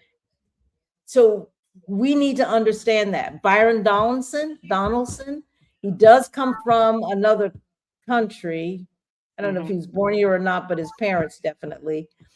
And he has a very different way of functioning, Mhm. that he has hitched his wagon to a more individualistic kind of, and that's been happening since slavery. Come on. Field field field uh, field niggas versus the ones in the house. Come on. Mhm. And Yeah. that's not saying that in either way all were a certain way, but there's a clear understanding that all Black folk are not necessarily kinfolk, and it has to do with your philosophy of life. And we're Am gonna I have to community separate those oriented people. or am I individual? We're gonna have to separate those people really quickly moving forward. We just are, and people are gonna have to know, and they're gonna have to have a target on their head, and and and people will have to clearly understand that these people do not speak for the greater good. They don't speak for the Yeah. community. I just think that we need to come up with a clear agenda. Martin Luther King did not have a whole lot of folks riding with him, but he was able to move an agenda and he got into the right rooms where he could be heard. Same thing with Frederick Douglass, and the same thing. We have to look at how do we move in such a way that it doesn't take all of us, but it takes a critical mass of us, of Mhm. people who can move that agenda. And they're not necessarily politicians. We mentioned that before. They're not necessarily politicians. But before we go, I really want to talk about this birthright citizenship thing, because I think as we move forward, we need to understand what executive orders Trump has, and there's like 200 and something of them, but executive orders, and how do they impact the Black community? We need to have an understanding. So I'm going to kind of read through this one a little bit, and then I need your thoughts on what's going on with the birthright citizenship, but I want to give you some context. All right. So Okay. December 5th, just a few weeks ago, the Supreme Court agreed to review a case that goes directly to the heart of birthright citizenship. Why is that important to us? Because it was the 14th Amendment, and it had to do with, should the Black folks, the freedmen, let's call it, be citizens or not? But it's a question that many of us assumed was settled a long time ago. The court is expected to issue a ruling on this next summer, right? We're actually talking about settled law, the Supreme Court. And that has a lot to do with us, not just the brown people and the brown immigrants and the Black immigrants. It also has a lot to do with us as some people will say, foundational Black Americans, but dang, what did they say? We are like the original Americans. We are the original Americans, which is true. America um, only came about in 1776, and we were already here. We had already pretty much built it. This review stems from an executive order issued by Donald Trump in January of 2025. That order removed federal recognition of citizenship for certain US born children. And we need to understand, because we think that if you're on the soil and you're born, you're a US citizen. Well, Donald John Trump is challenging that. Specifically, children that are born to parents who are in the country without legal status, right? And you know, some people are joking that Barron Trump, his mother wasn't a U.S. citizen at the time, or who are here only temporarily. So people come in temporarily, they have a baby, and then they go back home, and their baby's American citizen. So now they have ties to the country. And, you know, white folks don't like that. The order is not retroactive, so everybody who's already been born here is fine, but it represents a sharp break from decades of longstanding U.S. policy and constitutional interpretation of, and you guys please understand this, the 14th Amendment and how important it is to us. Now, there's a lot of discussion going on around this. So that executive action immediately triggered lawsuits across the country. Multiple federal courts stepped in and blocked the order from taking effect nationwide, right? Arguing that it raised serious constitutional concerns.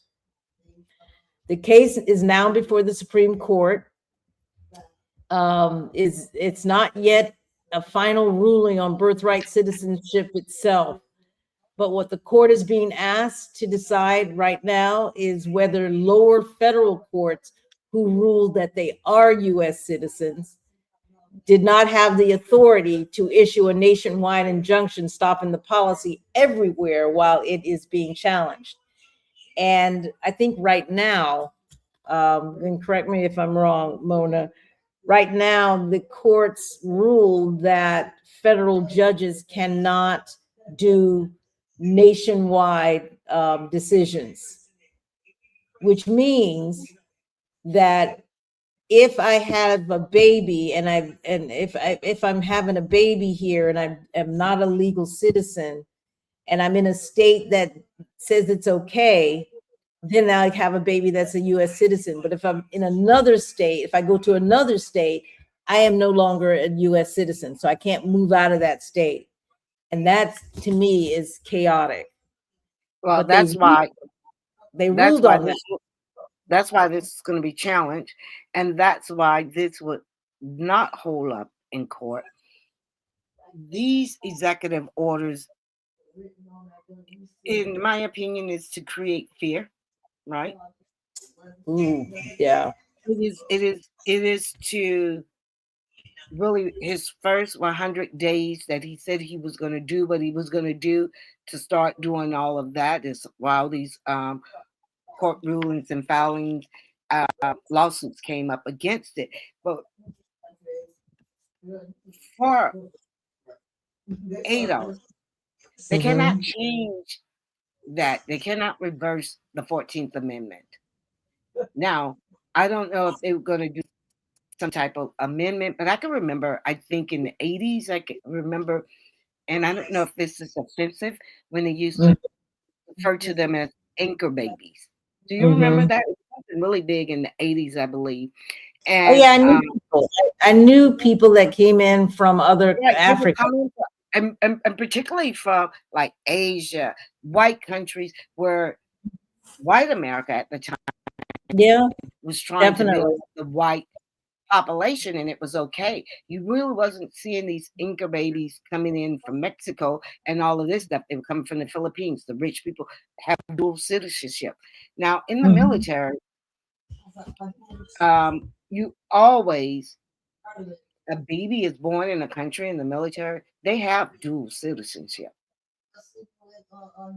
So they do, and I know people Yeah, that's true. They do. And the But fact of the matter is, I'm going to Trump is, always go Trump back is to, also saying no more dual citizenship, and he's yeah, making people choose which country.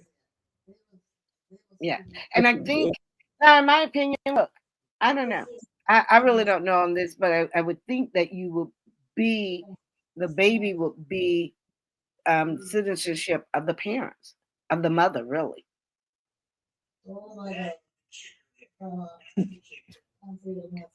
like everything else. But um, yeah, I lost my train of thought. I usually jump in anyway when you're talking, and you're like, well, why aren't you jumping in now? But you know No, what? no, I do have a comment that I want to read. I do want to no, no. read. Ashley has a comment here, and Ashley Canay, I hope I'm saying that right. Ashley Morrow. I could say that. So Ashley is saying, and why is it that I can't see that? Hay was out of the room wanting to learn from the past. Sorry, y'all. Sorry. He was out of the room wanting to learn from the past, specifically Tampa's past, and how we can move forward and play the game, like knowing the laws and how to bend them in our favor, in our community's favor. One of the things I like about Ashley, yes, she just says what needs to be said, but we need to understand the past, the laws, and how to make sure they work for us. Mhm. And if we're pulling together this critical mass of people, even here in Tampa, we need to make sure we have a historian on board, because I think that's going to be really key. That's going to be key, and I think that's why we're trying to connect what people are seeing today with what's happened in the past. Hmm.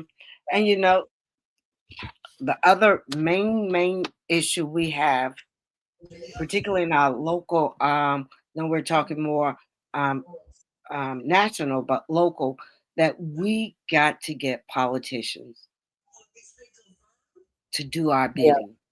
That's not afraid. yeah, We but you have got to to get get the right politicians. because You don't have the right politicians in we don't place. have the Just right politicians in place to fight for us. When we look at something like Resolution 568, and when we look at 568, how quickly they gave up on it, and when we figured out you could have done this multiple different ways. Now, I'm not yeah, saying that all city council need to be black, but I do think we got to have more, and that we have to hold our at-large council people that we put it in office, because yeah, we but know we're not putting them in office. That's the thing we I'm got to hold trying them to say to accountable. you. That we have to hold them accountable, and we have to hold them accountable before they get elected. We have to be able to say, "This is what we want," and we We get are the. not putting people in office, is all I'm saying to you. Yes, we are. Yes, we are. Because look, Okay, yes, I'm listening. yes, particularly at large, these people will have wherever that District 5 vote land and the blight vote land. Now, only time that didn't happen was under Jane Castor for whatever reason. She did not win the black community, and she And she won, won. and she won the mayor twice without the black community. Now, I I don't really know if feel like we're not really choosing. We think we're choosing it just because they're black doesn't mean you actually chose them. That's all oh I'm no, I'm saying. not. See, I'm not even talking about Blake either. I'm talking about Alan. I'm talking about Lynn, and I'm talking about Guido. These are at-large people, and they were Okay. going with other people. Now, if they're two white people going up against them, we get to make the deciding decision. Mm-hmm. You wouldn't agree with that? Say that one more time. I was reading a thingy. Go ahead. So let's say that to Who was running against Lynn Hertach? I don't know who was running against her, but I'm sure she had someone running against her. Mm-hmm. But it was because that white vote will be, even if it's a Democrat or a Republican, that white vote will be split, right? Mm-hmm. It's the And the black black. vote. It's the black votes that will carry the majority of that black vote will carry the winner over. So you think we could be effective And in the? we have to hold them accountable a little bit more. I agree Um, with I agree mhm. with that. And I we have agree to with let that. them know our expectations beforehand, before they get in office. Because generally we don't do that. They just come and say what they see wrong, what they're going to do. And then we have to really understand how city council works. All right, but that's too much education I for know. a group of people that don't really understand the urgency of the matter. How do you move people without panicking, or how do you I move believe people? I believe by August, because we'll have our midterms in August. First set of primaries in August. So I Mhm. believe by August, not only local but state and national, that we will have filled the burn, and we will be looking for directions. Yeah, yeah. I don't know, except that right now we are not necessarily influencing political decisions. I know we're going to be looking at a mayor in the upcoming election. Mm. Is the mayoral in Yeah, 2026 or yeah. 2028? No, 2026. All It's right, coming up. so we'll be looking at some really key. We can impact Tampa. Hmm. This is a great bellwether, or will be a great bellwether for what's to come in the presidential election, if we can mobilize, using that word, where people really do understand, and that's the issue that we have. We don't need people voting that really don't know why they're voting. We really need more Well, people informed vote, voters. particularly here, on people we know. Mhm. I was having this discussion with my daughter, and she's like, "Oh, mom, so Bob," and she knows him, right? And she worked on his campaign, and I don't even remember her working on this campaign. Yeah, I used to go and help stuff the envelopes with my mom, you know. And she says, Mhm. "I just thought we'll vote for him." And I says, "Yeah, well, do the research, right?" And and and you know, he comes to your churches, you know. But then we Yeah. need to really see. I don't think we have to necessarily count him out. I see we need to see who would do what we want done. And you think he might? Mm. If he wants to be it, and we guarantee our vote, I mean, we have to be able to ask Bill Carson, because you Yeah, know but do you know what you want done? That's the thing. that's the No, thing. You got to know. We got to be on one agenda and know what it is we want done. and it doesn't Um, need to be long. It just needs to right. be really key You things. know Like, what? Three things that we want from you in the next 4 years. It's not mhm, unreasonable, and mhm, who get to make those decisions? But the community has to come together and decide on what that is. mhm. And then we have a young guy who said, "Have no chance." But I like Ellen. He's quite smart. Um, my little cousin now, my newly cousin. So we have to be Hmm. open. Who Robinson else? says the mayor and the city council races are not in 2026, but in 2027. Well, it starts in 2026. It will what in 2027? I'm laughing at They you, how they you're take they take responding to effect that. in probably in 2027.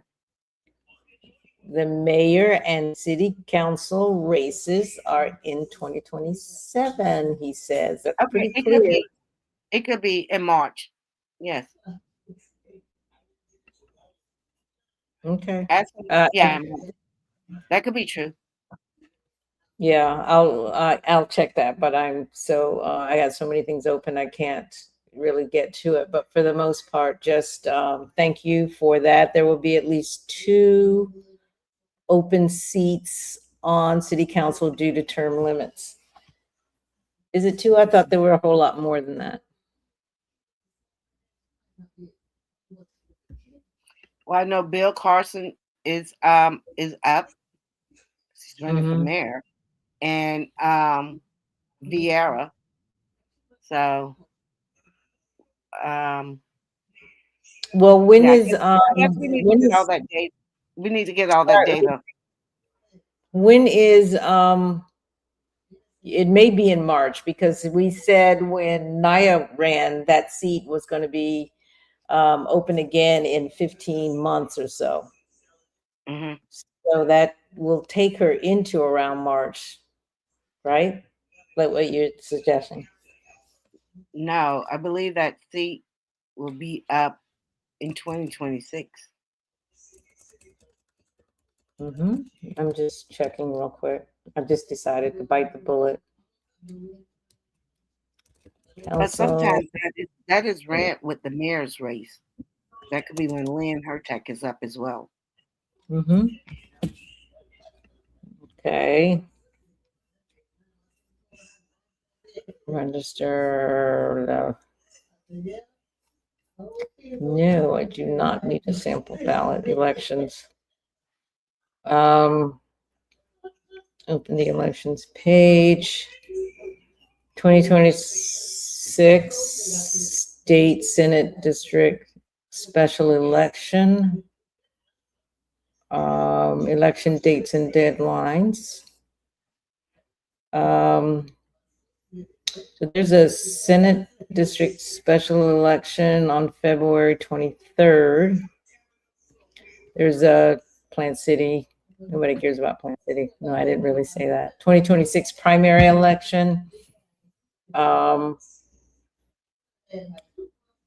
2026 general election. 2027 City of Tampa municipal election.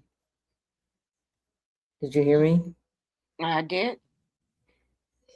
There's 2027 City of Tampa election, deadline to register February 1, 2027.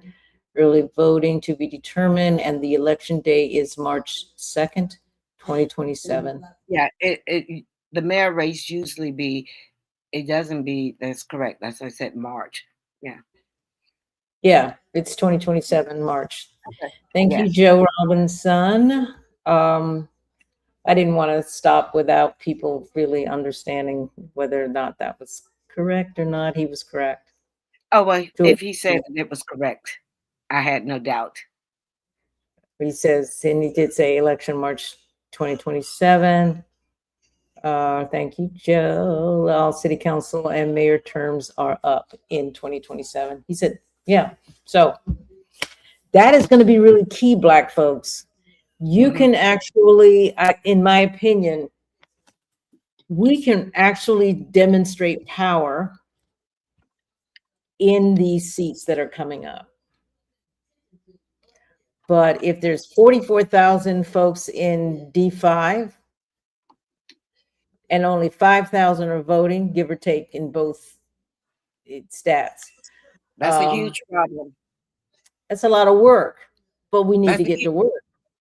yeah. That's a huge problem, and I don't know how. Problem, but it's also a lot of work, And like I said. it's a lot of work, and we have to. But we have a lot of different organizations, and we're going to say this because we have about 5 more minutes before we close. I'm going to say this: that instead of us saying what each group isn't doing, if every group do their part, we don't all have to do it together. I think I do my part, you do your part, NAACP do their part, the Black Caucus do their part, whatever. the urban league do their part, the churches do their part, but we will have to have 100% participation for Yeah. it to work. But we don't have to have one group saying this is how it has to go.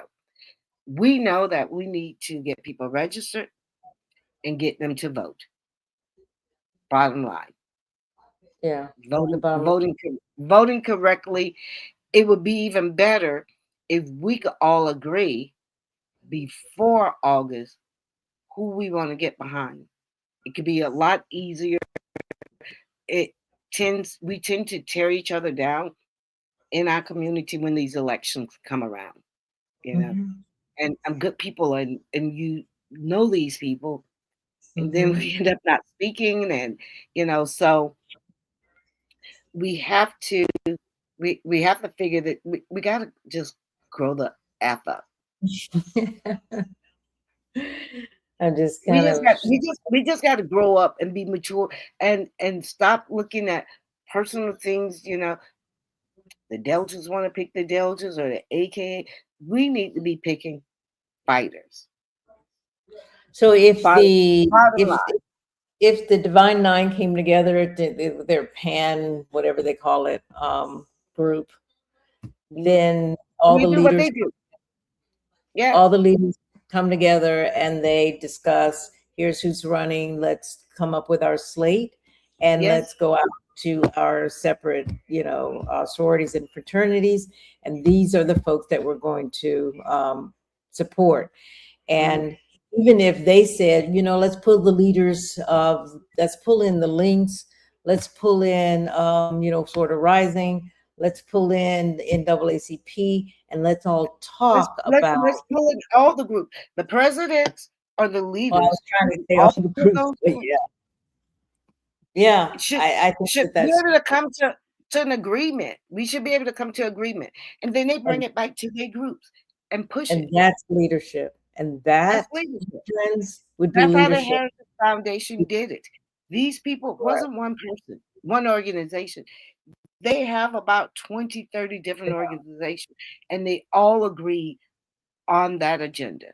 Yeah, if they could do that, even if they interviewed like let's say Quentin Robinson is running for county commission, and we know that there's somebody in that seat, then have this forum where you're asking questions, because you need a fighter, and that's one of Right. the things that they all have to agree. You need a fighter, and what type of fighter is one the thing that they really have to agree upon. And you don't need someone who's going to go in there and get along, or go along to get along, but someone who understands what the agenda is, which means y'all are going to have to come up with an agenda. And can these different groups agree on things like repair, reparations, and in this case the whole 568 deal? Can you agree to put that back on? Can you agree to deal with schools and so on and so forth? What's going to happen with Title I schools? Can you have somebody like April and Denise come in and talk to you about what we should be paying attention to, so that you have this very informed group that of Black people that are coming together around the issues? And Uh, what we can do, and what we can all agree on, if someone is already sitting in office, these things that we want, we could ask the question, have they done this? And if they have not, then we need to go no further with that individual. we need to be very, very intentional, very serious about what we're looking for. Yeah. And yeah, Because that's a hard one. because That's a hard one. what we have, we know isn't working 100% in our best interest. I'm not going to say it's been haven't haven't all worked, but we haven't gotten our fair share of the budget. Well, right now, it's whatever we were doing in the past that worked or didn't work is not going to work in the future. This is a very different ball game that we are playing, and we're going to have to get in there and change the game. Now, we're going to close, but I was watching Shedeur Sanders prepare for the game. His father they win? came to the Brown game. They won today. His Okay. father came to the game, and this was the last game. And his father was on the sideline down on the field. And Shedeur is leaving just before the game, and he walks over on the field, and the cameras are all zooming in on him. And he gives his father a hug before the game, and his father says words to him. And I said, and I posted this, and I said, we enter institutions and we change the culture, we change the game. Sure. Because I don't know in an NFL game that I have ever seen a father-son embracing on the sideline before a game. Does that happen? And you got all the cameras on them. So you realize the culture of what's happening in the NFL, and we can see this happening in the Browns organization. Stefanski is now out. Shedeur is likely in, but they still don't want to say that. But Shedeur is changing. He's literally changing how rookie season or the NFL will function, even with relative to contracts. The fix is in. We saw that in tennis. We saw that in golf. We saw that in basketball. We saw that in football. Our children can get in and make some major shifts, not just in sports, but in politics, in the financial arena, in entertainment, the whole 9 yards. We have to prepare them and then let them soar. And that's really all I'm saying here. And for the young people that we see that are getting ready to be replace us politically, we need to pay attention. We need to recognize the fighting spirit, and we need to figure out how to embrace that. There are things coming down the pipeline, like birthright citizenship, that could have a negative impact on the people that we love. And it could also be us. We don't know how far they will take it. We do not know how far they will take it. They're claiming that it was meant for us, but I don't trust anything that they're saying. The fact that what we thought was settled law is not should tell you everything you need to know about your security in the United States of America. You guys, I gotta go now because it helps me to be finished within a minute. You gotta say goodbye. Goodbye. Bye, everybody. Thank you for joining us.